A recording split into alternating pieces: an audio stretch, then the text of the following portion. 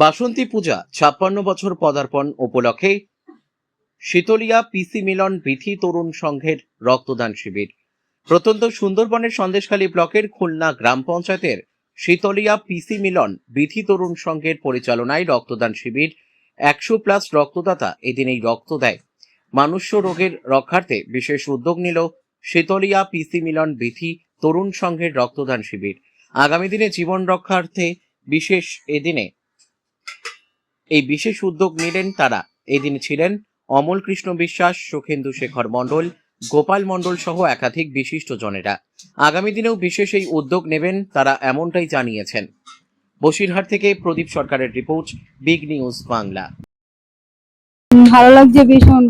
আর বলছি যেটা আমরা রক্ত দিয়ে একটা বাচ্চাকে সবাইকে মানে বাঁচাতে চাই, একটু রক্তের জন্য মানে জীবন দান।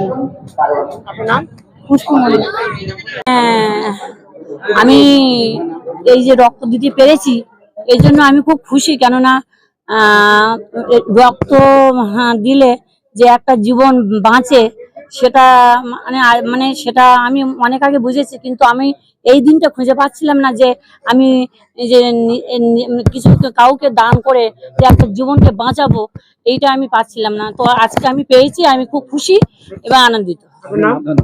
অঞ্জনা রায়মন্ডল, অফিস গৃহে মানে আমাদের ক্লাবের পক্ষ থেকে যে আমরা রক্তদান শিবিরে, ক্লাবের নাম হচ্ছে শীতলিয়া পিসি মিলনবিথি তরুণ সংঘ, এবং আমরা এই রক্তদান শিবির যে আয়োজন করেছি, আমাদের কাছে নাম জমা পড়েছি, মানে যারা নাম নথিভুক্ত করেছেন 150।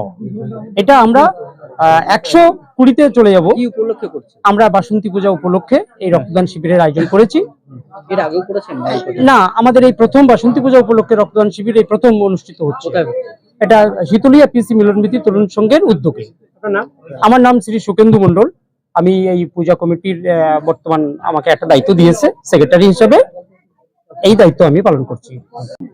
আমরা ক্লাবের পক্ষ থেকে সুন্দরবনের সমস্ত মানুষকে ধন্যবাদ জানাই যে রক্তদান মহৎদান, এই মহৎদানে তারা অংশগ্রহণ করেছে এবং রক্ত দিয়েছে, এবং এই রক্ত যে মানুষের প্রাণ বাঁচাবে, আমরা সুন্দরবন মানুষকে আবার আরেকবার ধন্যবাদ জানাই। আমরা বাসন্তী পূজা উপলক্ষে এই রক্তদান শিবিরের আয়োজন করেছি। শীতলিয়া পিসি মিলনবিথি তরুণ সংঘ, শীতলিয়া গ্রাম। আমার নাম অমল কৃষ্ণ বিশ্বাস।